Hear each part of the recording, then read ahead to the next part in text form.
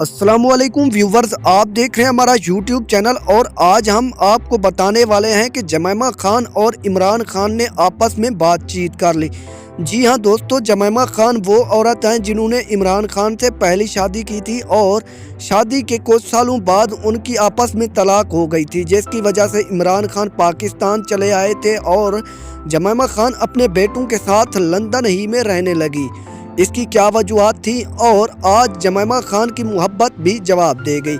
जी हाँ दोस्तों, जैसा कि आप जानते हैं कि इमरान खान पर एक हमला हुआ, जिसके बाद इमरान खान ने अपने बेटों को फ़ोन किया और अपनी बीवी से कॉल पर बात की, जिस पर जमैमा खान ने इमरान खान से खैरियत दरियाफ्त की और इमरान खान से बातचीत करती रही, जिस पर इमरान खान ने भी कहा कि उन्होंने भी उनसे बात की है और मोहब्बत की एक आला मिसाल कायम कर दी है। जी हाँ दोस्तों, ऐसा काम ही होता है कि कोई आदमी आपकी खातिर इंतज़ार में रहता है और जमैमा खान भी उन्हीं औरतों में से हैं जिन्होंने ये साबित कर दिया है कि वो इमरान खान से पक्की और सच्ची मोहब्बत करती हैं, क्योंकि जमैमा खान ने ना तो दूसरी शादी की और ना ही आज तक किसी दूसरे मर्द का अपनी ज़बान से तज़किरा किया।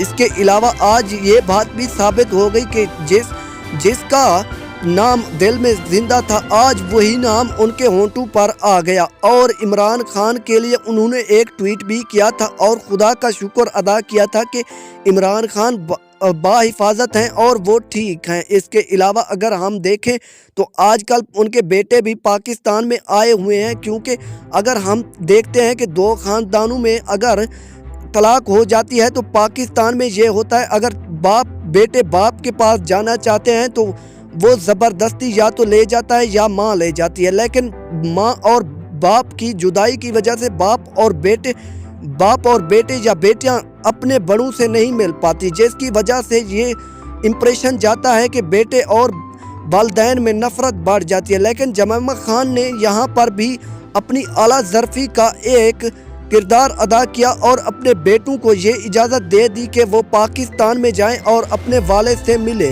ये एक मोहब्बत की एक आला मिसाल है, जिसे जमैमा खान ने बाखूबी सर अंजाम दिया और बता दिया कि औरत भी एक वफादार होती है।